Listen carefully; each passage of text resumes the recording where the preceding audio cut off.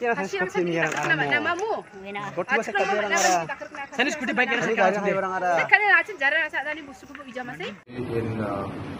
Tura, outside the CM Secretariat and the Commissioner of Provisions.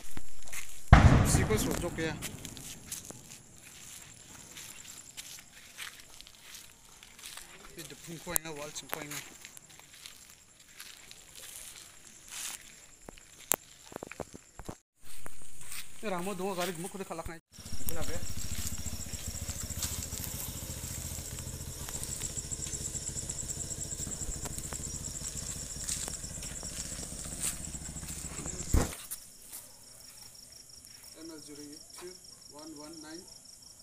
ML02 baik rangko ini nostok angkat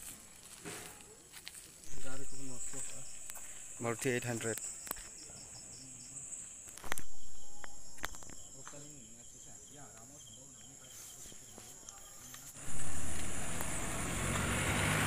ya par wicket ko bas uthai no ya takop kriyo.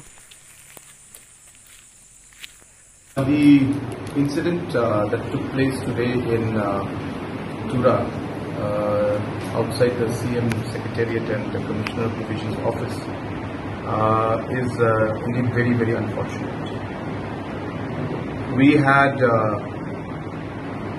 discussed with one or two of the groups and NGOs who had concerns and were having fasting for the last many days. And while discussions were going on, we had already agreed on finally meeting in Shillong and discussing this further with all different stakeholders, because the concerns that they have are affecting many communities and affecting the overall state as a whole, and hence these kind of decisions require more consultation. And in the meantime, of course, other development aspects and other works that we have initiated, those would continue at a fast pace, and those matters were discussed. And more or less, these NGOs who had these concerns were more or less satisfied. And I also would like to stress that majority of the stakeholders, civil society and the NGOs were not part of this fasting that took place. There were just 2 organizations, or maximum 3 organizations that were in this, but 90% of the organizations were not part of this. So even then, I felt it appropriate, and I've always believed that dialogue is important, and hence I made it a point to meet them, and that was what was decided. And so while we discussed everything, after the discussion was almost over, we heard some agitation and some sloganing from outside, and I asked some of the people to go and speak to the people and to their people and tell them to control and not to create any kind of scene out here. But once the leaders, Rangers leaders, had gone outside to talk to these people, they came back to tell us that they have no idea who these people are. They have never seen them here before. For the last 14 days since they have been here sitting and having this fasting, they didn't see these people, and today for the first time they've come, and some of them even looked intoxicated and not really in the correct senses in some sense. And this was said not by me but by the NGO leaders themselves. And then after that, the NGO leaders themselves then had to come in to the building, and they could not leave from here themselves. And even now they are in one of the rooms. They are not able to go because they are also worried, and it seems that these people who are there are people who are not part of their organization.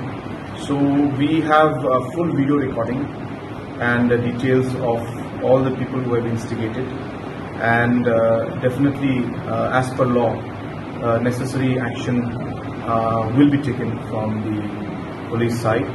And also, as I said, we had asked the organizations to come and meet us, but it is sad that while we took the initiative to come and speak to them and try to find a resolution to this, this is the kind of unexpected situation that has unfolded. But nonetheless, the police has controlled the situation. We had some incidents where, because of the store pelting, without any instigation from the police, almost close to 5 police personnel were quite seriously injured, and few other minor injuries also were there. And from my side, I have decided that I'll be giving 50,000 rupees as medical allowance to each one of them from my CMSG scheme. All those who are injured, the police who are injured, and whatever the medical expenditures are there will be completely borne by the government. At the same time, as I said, we condemn this kind of an action, and this is not something that Garo Hills has experienced, and whatever we have seen seems to be another plan by some other individuals.